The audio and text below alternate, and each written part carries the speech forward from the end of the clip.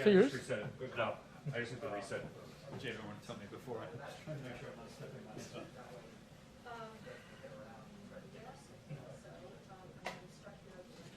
What you got for being nice? Yeah, you can do that if you want.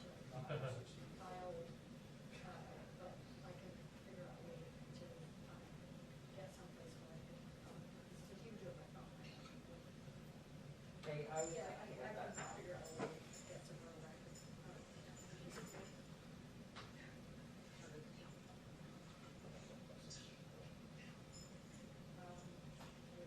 Can I get a focus from you?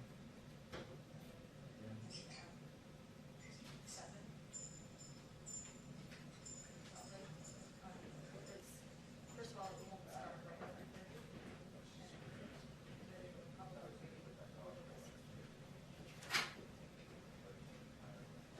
Okay.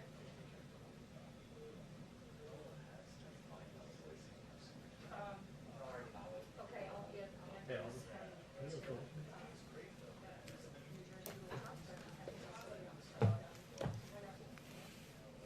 Thank you. Got it. That's beautiful. I know. You can call me all the way. No, beautiful.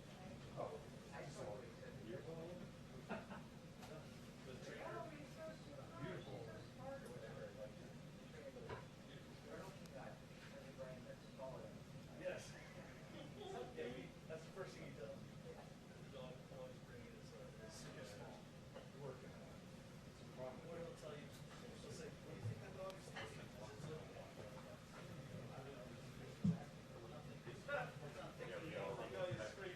Well, but I don't, does he really believe that? I mean, it has to be. No, what he says is, he goes, because that dog's not thinking anything except I probably could not eat food. Like, I got two. Because that's what they say. Always, What they think. there's a crowd, ATT always thinks. All the dates he did, Mark. Yeah, I think that probably don't get down. Jen said the cleaning like knocked off the floor. Really? I mean, obviously they probably go on different. Yeah.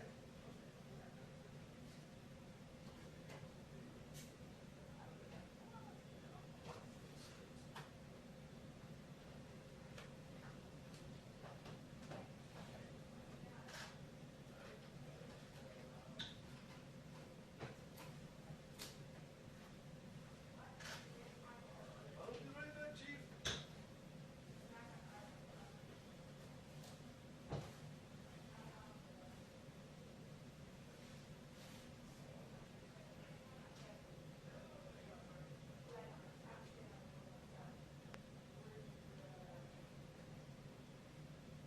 So 5:30 right now? 5:15. 5:30. They move it back again. Push it. Oh, they went back to 5:15? When I was in lower press, they said it's still 5:15. What does the sheet say? The daily guidance is 5:15. Oh, perfect. But I guess they didn't move it to I 5:30. don't know anymore. They keep changing it. Well, where is everybody? It's 5:15. I don't think, yeah, that's. No, Jason, I heard it got pushed back to 5:30.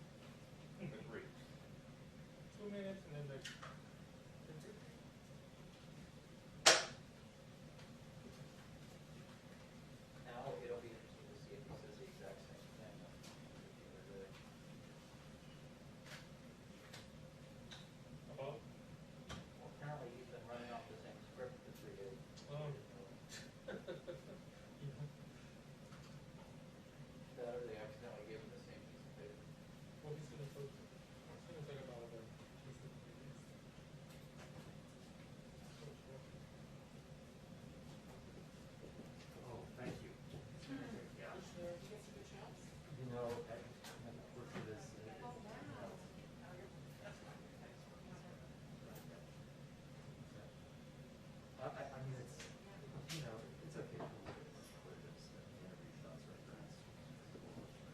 That's just basic versions of this service. Yeah.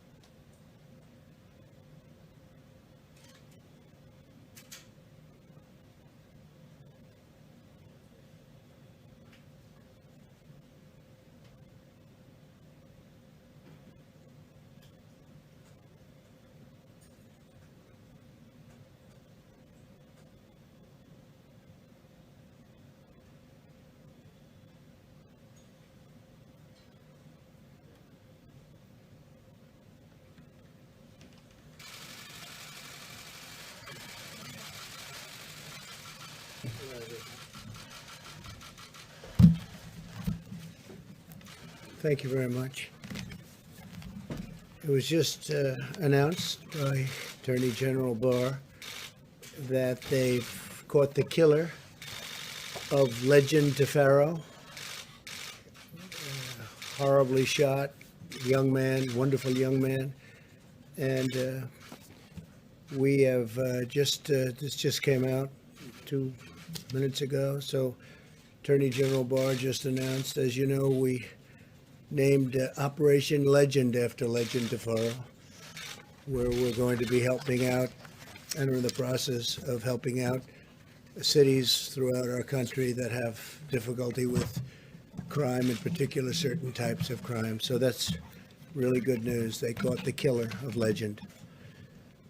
Today we saw Joe Biden continue to politicize a pandemic and to show his appalling lack of respect for the American people. That's what it is.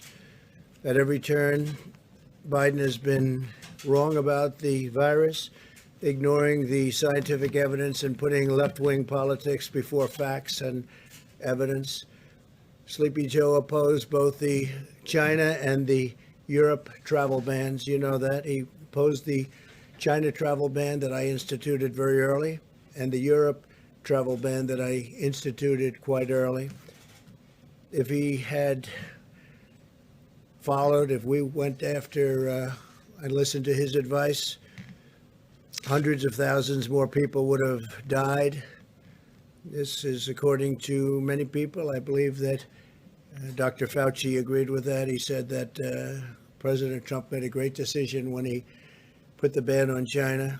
Joe Biden wants to fling open American borders, allowing the pandemic to infiltrate every U.S. community based on his policies.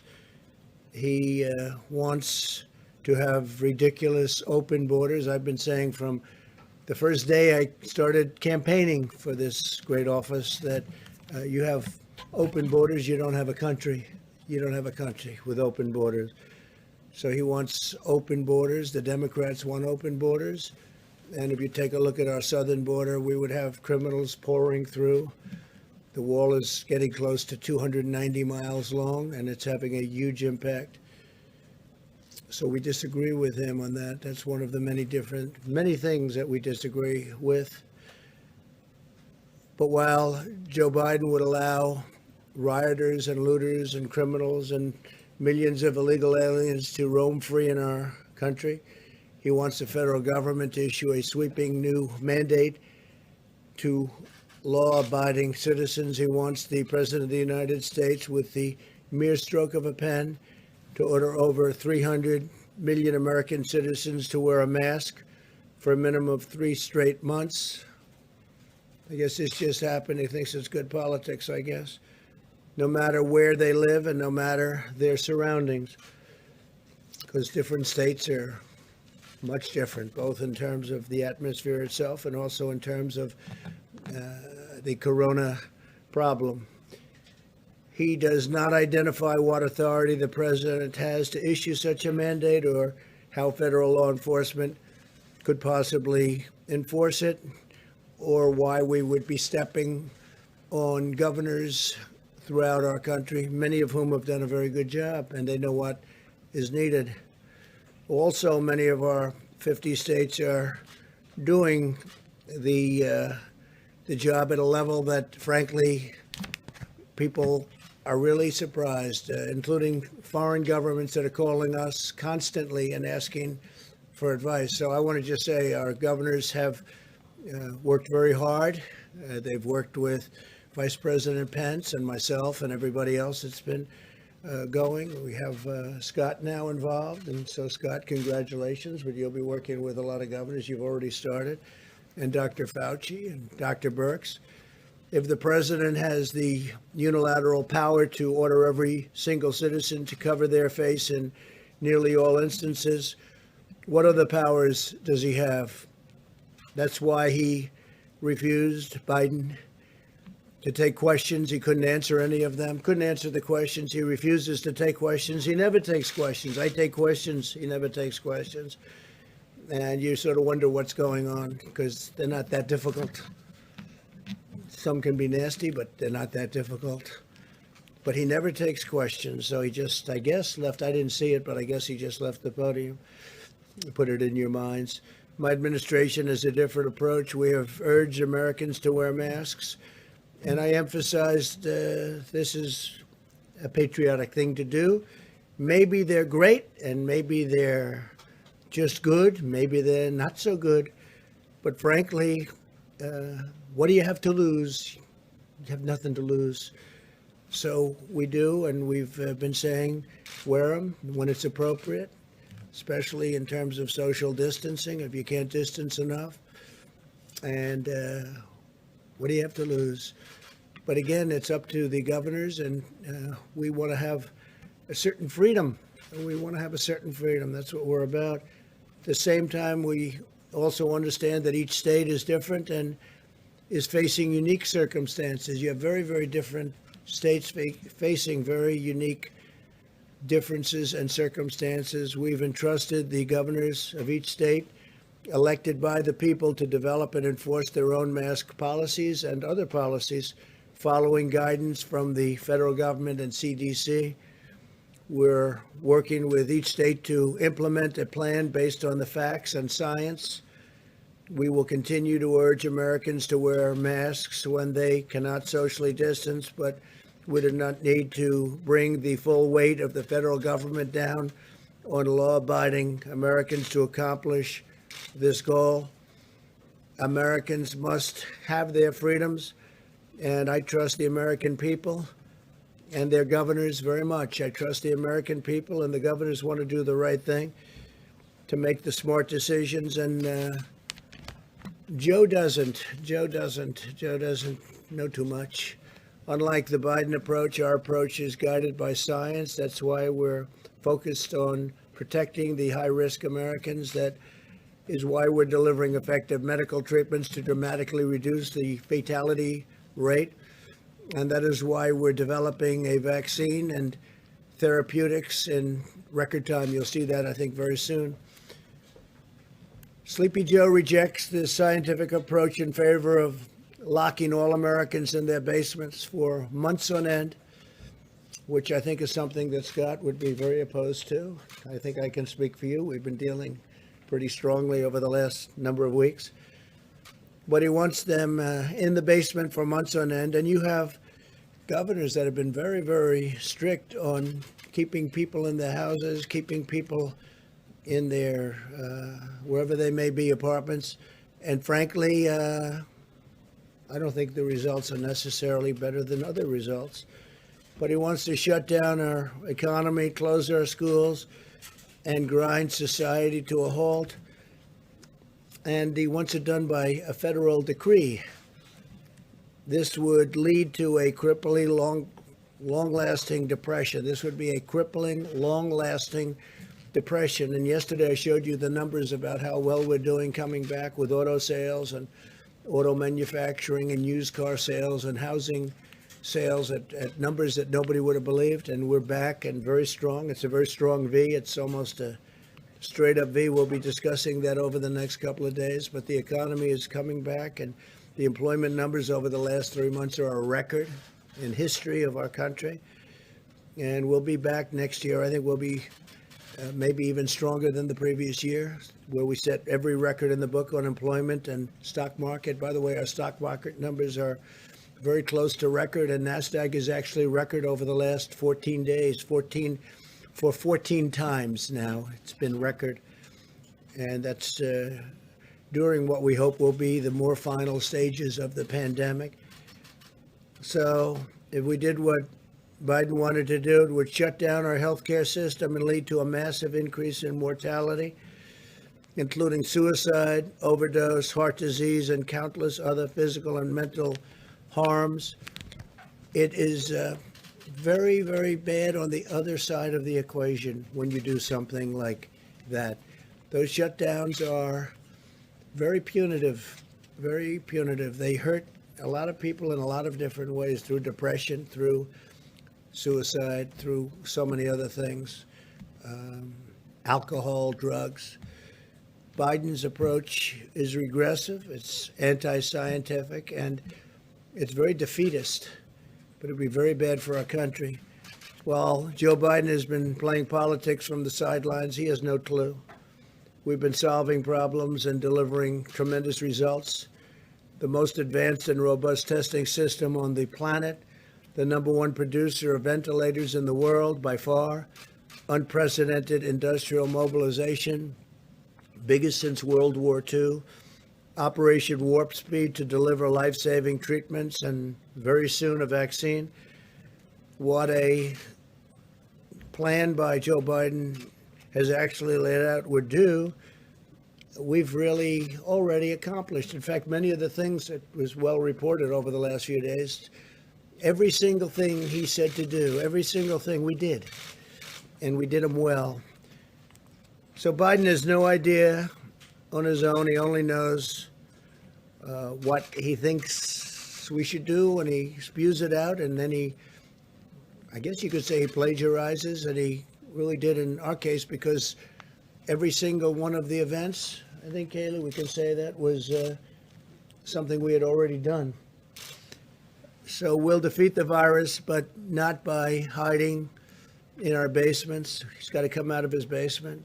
We'll defeat this virus through a common sense mitigation effort, shielding those at highest risk and unleashing America's medical and scientific genius, which is what it is. And we've already been doing it, and we're very close to having something that's going to be very, very special in the form of therapeutics and vaccines. To Joe, I would say stop playing politics with the virus, too serious. Partisan politics is no place here. It's a shameful situation for anybody to try and score political points while we're working to save lives and defeat the pandemic. In times of national challenge, Americans, and we are, by the way, we are working with countries from all over the world, and they're trying to learn from us. And some of the countries that you spoke most well about are having a tremendous surge right now, but it'll work out. But Americans must unite together, and they must put politics aside and have to really unite for a common good. 3 vaccines are in the final stage of clinical trials. They're doing really well. We're producing the most promising vaccine candidates in advance. As you know, part of the largest industrialization ever. It's incredible when I meet with heads of companies that are doing this, that are the best companies anywhere in the world. It's incredible where they are, how they're doing, and the speed with which they're doing it, and also the speed with which the FDA is approving things. Because by any other standard, you would have been 2 or 3 years away from being at the point that we're at. By the end of this week, we will have shipped 1,846 rapid point-of-care testing devices to nursing homes, which are a very important source, as you know, for people that are not handling the plague from China very well. This week alone, we're sending 992 testing devices and 450,000 tests to more than 950 nursing homes across the country. And these tests are incredible. These are tests that are all new, very modern. And we're also getting on the tests that are not done immediately with the 5 to 15 minute timing. When they do send them to a lab, they're coming back now in 3 days. So it's a 3-day process, which is about as good as you can do. You have 1 day of delivering, 1 day of receiving, and 1 day in the lab. We're also requiring all nursing homes to test all members of their staff at least weekly. By unleashing America's scientific genius, we have delivered effective treatments. The case fatality rate for Americans over 70 has declined by about 85%. That's a fantastic number. It's declined. That's case fatality. It's declined by 85%. Europe has seen 40% more excess mortality than the United States compared to a non-pandemic year. So you hear the numbers, and those numbers are very interesting, but that's the way it is. We continue to urge all Americans to wash your hands, socially distance, wear a mask when necessary, and when you cannot, distance and protect very importantly, the vulnerable, protect people that are older and especially people that have problems with heart or diabetes or some other problem. Earlier today, very exciting news, very big news all over the world. They're talking about it all over the world. It was amazing. We finalized a historic peace agreement between Israel and the United Arab Emirates. After half a century, Israel and the United Arab Emirates will fully normalize their diplomatic relations. Nobody thought this was something that could happen for a long time. This is the most important diplomatic breakthrough since the Egypt-Israel peace agreement was signed over 40 years ago. We have Ambassador to Israel, David Friedman, here. Thank you, David, for being here. We very much, you would agree that this was a big day for Israel and a big day for the world. Good. Thank you, David. You've been fantastic, too. Fantastic ambassador and representative of our country. Thank you very much. The deal that was reached today will enable Muslims to have far greater ability to visit many historic sites in Israel and to peacefully pray at the Al-Aqsa Mosque, which is very important to them, which they've wanted to have access to for many, many decades. This is a monumental step to forging ties of cooperation in the Middle East, and I think you're going to have other countries come forward. I can tell you we already do, and they want to make a deal. You could have peace in the Middle East. It would be fantastic. Israel is also suspending settlements in the West Bank, which is a big deal, a bold step toward achieving peace. Israel and the United Arab Emirates have also agreed to immediately expand and accelerate scientific collaboration to develop effective treatments and vaccines to defeat the China virus. They've both been hit. Virtually every country has been hit, 188 countries, and to save lives in their region and in their world. So they are working very much on the vaccines also with us. And again, some very good news is going to take place with respect to that. Our unprecedented diplomatic engagements laid the groundwork for this historic peace agreement, which was just announced a little while ago today. We will not rest as we continue to work toward a world of greater harmony and prosperity for all. I want to thank Prime Minister Benjamin Netanyahu of Israel and Crown Prince Mohammed bin Zayed of the United Arab Emirates, two fantastic people, for their vision and their leadership, and I look forward to hosting them at the White House very soon to formally sign the agreement. We'll probably be doing it over the next, I would say, 3 weeks. And they'll be coming to Washington. So that was a tremendous day. That was a tremendous thing that happened. And it's a great sign. We have a lot of other interesting things going on with other nations also having to do with peace agreements. And a lot of big news is coming over the next few weeks. And I'm sure you'll be very impressed. And more importantly, it's a great thing for our country, a great thing for the world. So thank you very much. Please, go ahead. Thank you, Mr. President. I appreciate it. I want to ask you about school-age kids and food. One of the real problems when you shut down the schools, these are kids on reduced and free lunch programs. They need these meals to make it through their day, and with districts shutting down school, what, if anything, can the federal government do to make sure that the kids still get decent meals as long as the schools are out? Well, you know, we don't want the schools shut down. We want the schools to open, and especially very young children handle it, all children, but especially very young children handle it very well. So we want schools open. We don't want to be in that position. We want schools open.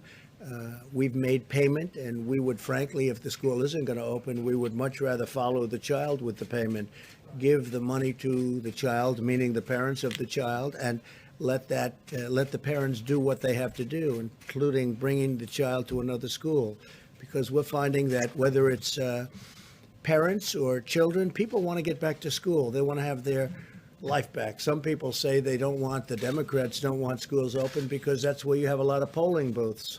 And if you have a school closed, you can't very easily have polling booths at the school.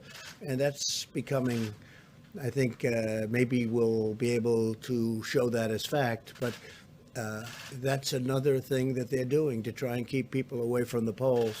So we have to look into that, but it's, you've been reading about it, I've been reading about it, and I don't like it. But we'd like to see the schools open. Then we don't have that problem. Good question. Thank you, Chris. Mr. President, what's your understanding of how long Israel will suspend this West Bank annexation plan? What do you think? Tell me. Well, we have, we're putting all our eggs into the basket of peace. We have an agreement with the Emirates. We're going to nail down all the details, embassies, overflights, commercial. Then we're going to extrapolate that to the rest of the region. How long that takes, I can't tell you, but we've prioritized peace over the sovereignty movement. But it's not off the table. It's just something that will be deferred until we give peace every single chance. And what do you want the Palestinians to take away from this deal, since they're not really a party to it? Well, but they are supported largely by some of the countries that we're talking to and that have already signed, in the case of the one country, but others will be following. And I think the Palestinians will, without saying it necessarily yet, I think they very much want to be a part of what we're doing. And I see ultimately the Palestinians, I see peace between Israel and the Palestinians. I see that happening. I think as these very big, powerful, wealthy countries come in, I think the Palestinians will follow quite naturally. Yeah, please. Do you believe that a deal could have been reached without Israel's agreement to temporarily suspend annexation? Say it again. Could you make it louder? Do you believe that a deal could have been reached without Israel's agreement to temporarily suspend annexation? What do you think about that, David? It's interesting.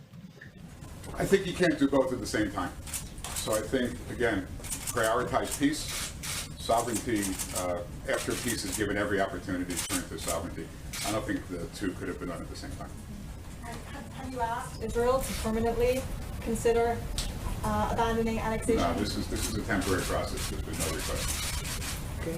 Please, Caitlin. Mr. President, this morning you said that you do not want to fund the U.S. Postal Service because Democrats are trying to expand voting by mail.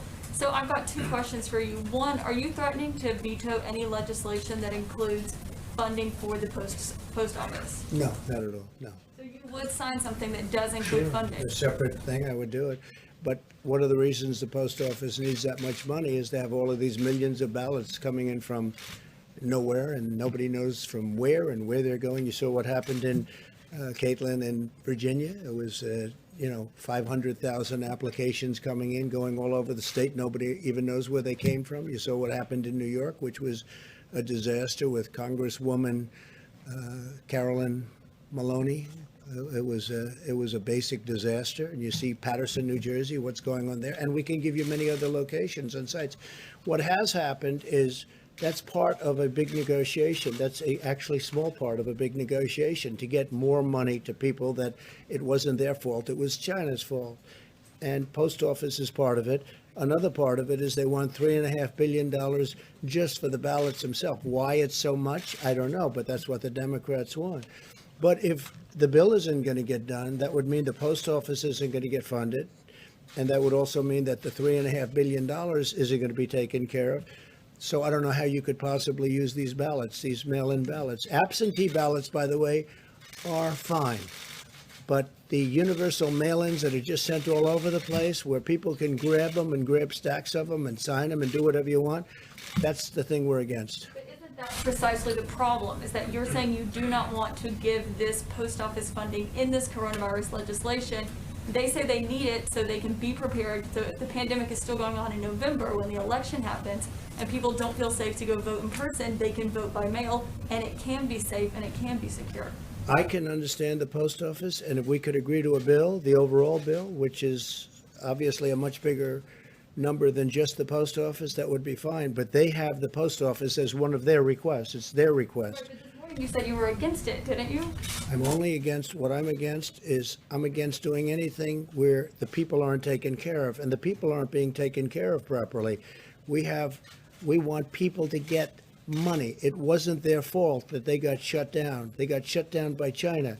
So whether it's the post office or whether it's the $3.5 billion. You know, they're asking for $3.5 billion just for the universal mail-in ballots, but they're not willing to make a deal. These are 2 points within a very big deal.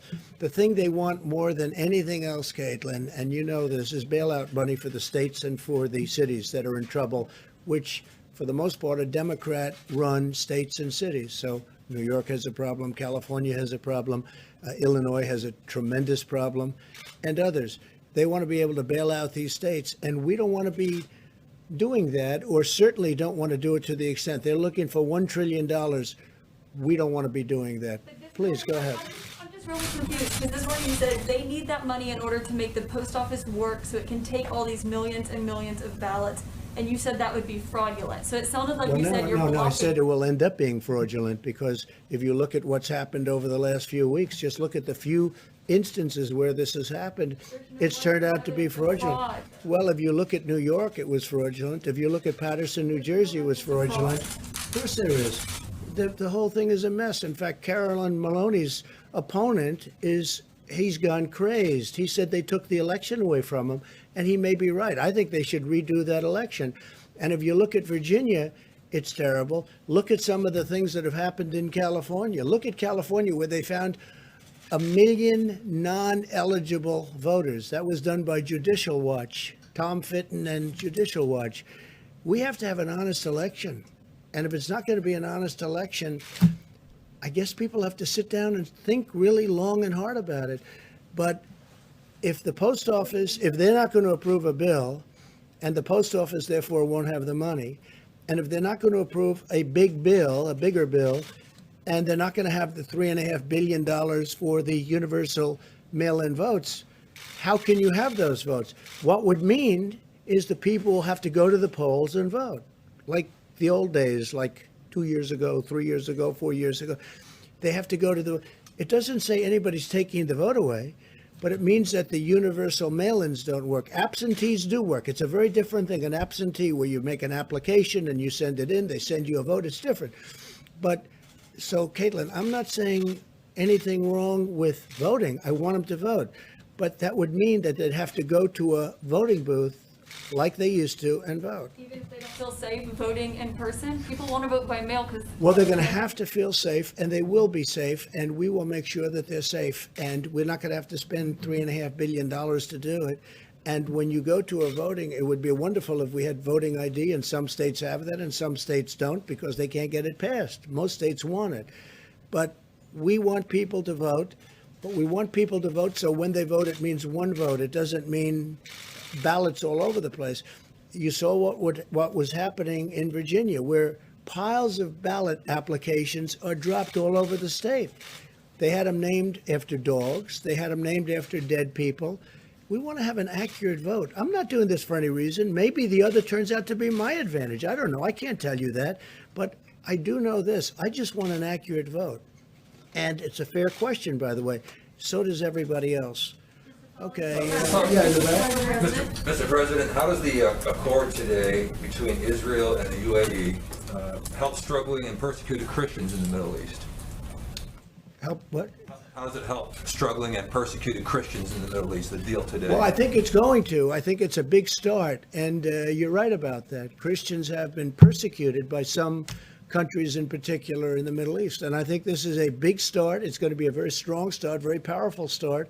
And it's something that I will tell you, I've told David and I've told every one of our negotiators, if you look at the way Christians have been treated in some countries, it's beyond disgraceful. It's if I had information and if I had absolute proof, some of the stories that we've heard, which is not easy to get, I would go in and do a number to those countries like you wouldn't believe what they do to Christians in the Middle East, and it's disgraceful.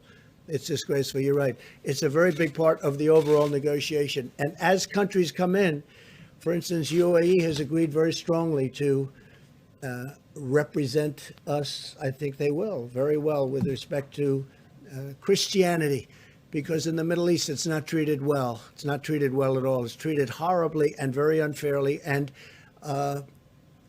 it's criminal what's happened. And that's for many, many years. I think it's a great question and it's a very unfair situation. Please, go ahead. Thank you, Mr. President. Larry Kudlow said that there's a routine check-in call with China on the Phase 1 trade deal. My question is, what if they bring up TikTok and also WeChat? Would you instruct your team to engage them on that executive We have order? a deadline of September 15th, and whether it's Microsoft, I understand, and others are negotiating.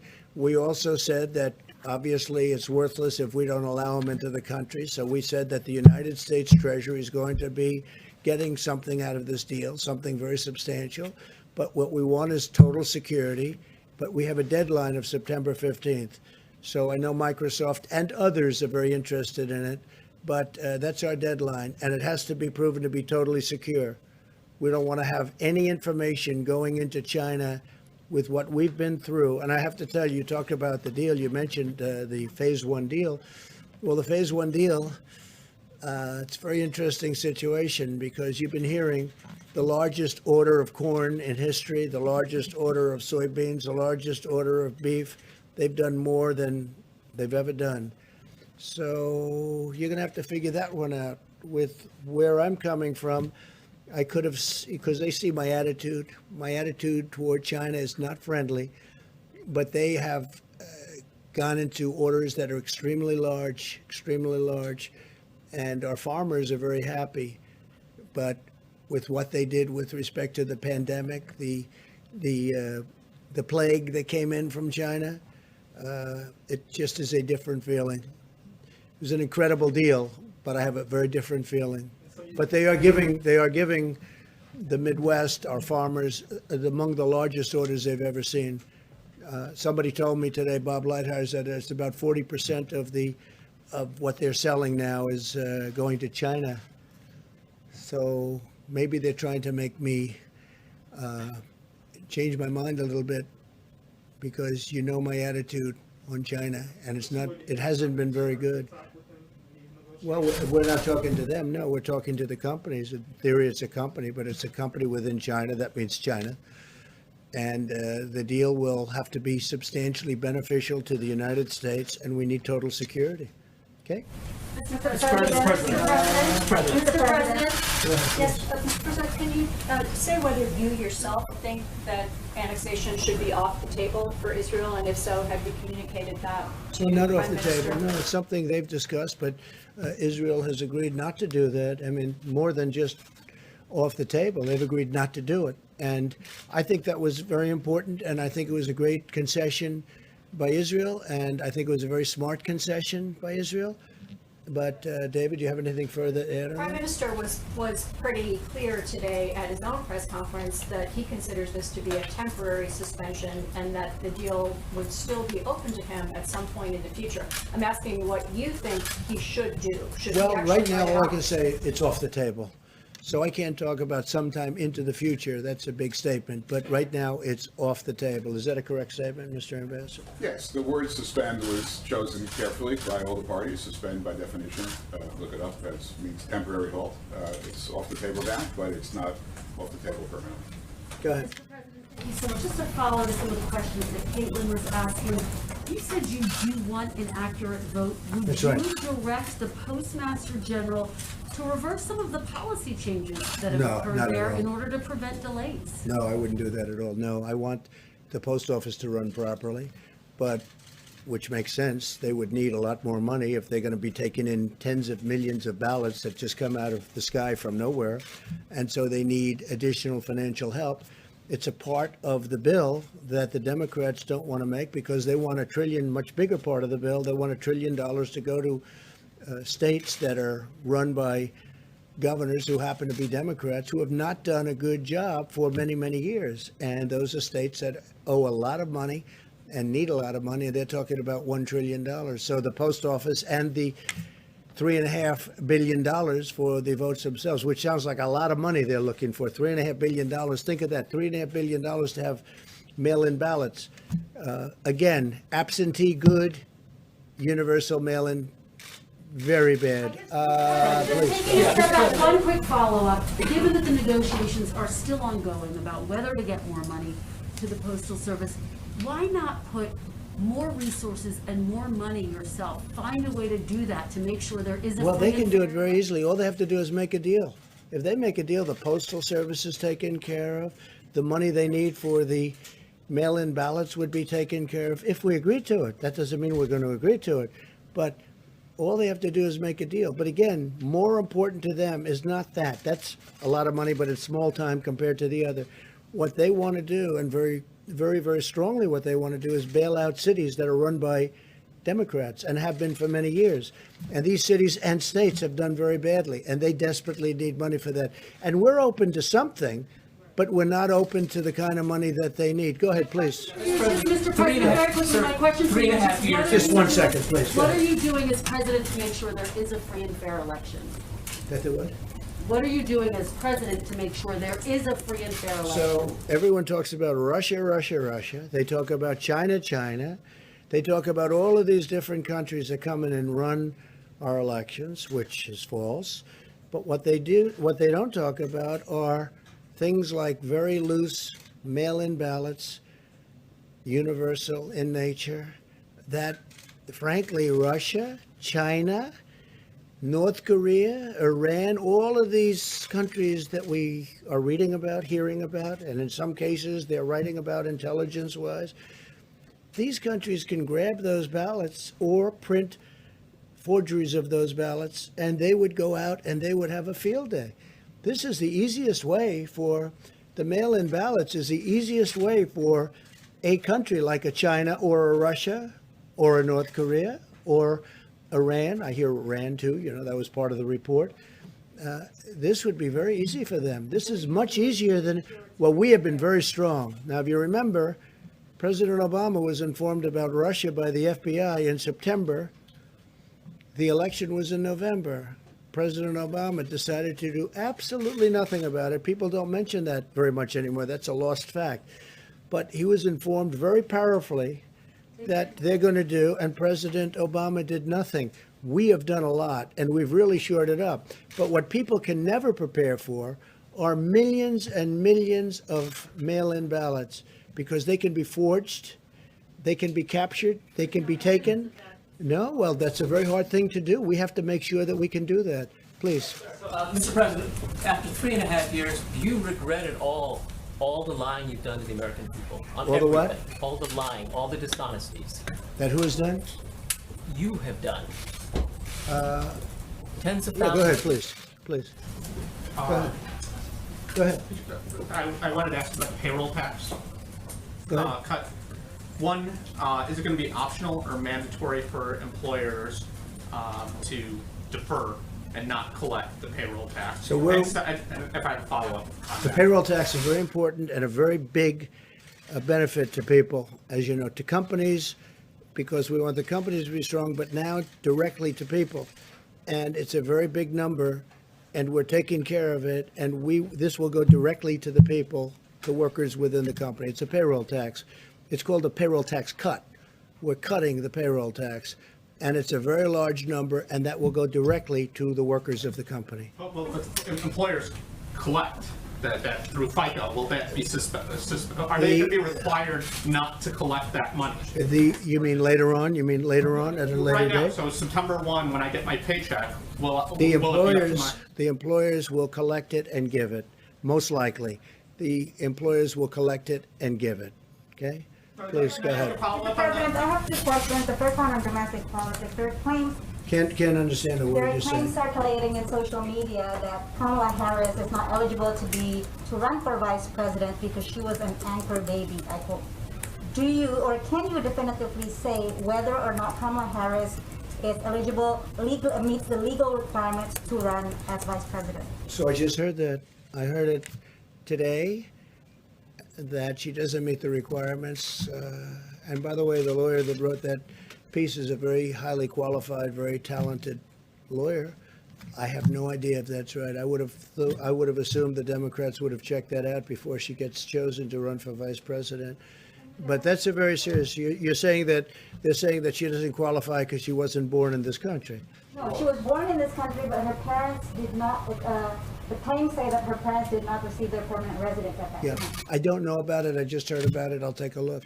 Back in Mr. the, President, a follow-up on UNGA. Ambassador Kelly Craft recently said that you, or she's hoping that you might be able to deliver the speech in front of the UN General Assembly in person, even though other leaders will be sending in their video recordings.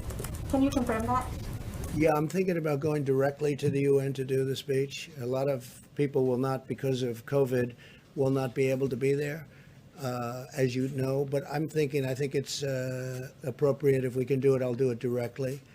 And again, this will not be like in the past, because some countries won't be able to escape the problems they're having. You know, countries are having a tremendous problem with the China virus, so we'll see what happens. But I would prefer doing it, I can do it the other way, I can do it viral, as they say, I can do it in that form, but I'd rather be at the United Nations, deliver it.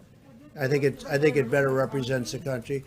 Also, I feel sort of at least a semi-obligation as the President of the United States to be at the United Nations to deliver what will be an important speech. Would you still do it if the room is empty? Well, the room won't be empty. The room will have different people there and representatives of countries, but I can understand how it's very difficult for countries to be there. They won't be there only for that reason. They'd love to be there. I've already had people call, in fact, say, a couple of them, I'd love to be there. If you want, I'll be there. I said, don't be there. You don't have to be there. No, the room would be, I think the room will not be, although there may be a spacing requirement like you have in this room. This room was always packed. This room would be packed again if we had the seats open, but you have a spacing requirement, so I understand that the United Nations, they may have that too. Yes, please.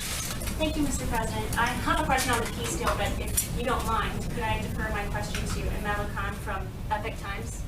Sure, yes. Thank you, Mr. Please. President. Thank you. I would like to ask your opinion about what recently happened in Hong Kong, recent attack on press freedom in Hong Kong, and Jimmy Lai was arrested, his newsroom was raided. How will the U.S. respond to this? Well, I think it's a terrible thing, but one thing that we have done, we gave tremendous incentives to Hong Kong because of freedom. We want freedom. And we were giving tremendous economic incentives to Hong Kong, and we have now withdrawn all of those incentives. And it will be impossible for Hong Kong to compete with the United States with respect to that. It just won't be, because we've taken all of the incentives away. If you look at China with the World Trade Organization as an example, they're getting tremendous because they're considered a developing nation, which is ridiculous. Why should they be a developing nation, but we're not? And they get tremendous incentives. We have, by the way, told them it's unacceptable, and we've been doing that for a long time. They understand exactly how we feel, and big changes are being made. But with respect to Hong Kong, they get tremendous financial incentives so that they could do business and compete in the world. We've now withdrawn all of those incentives. It's going to be very hard for Hong Kong to compete.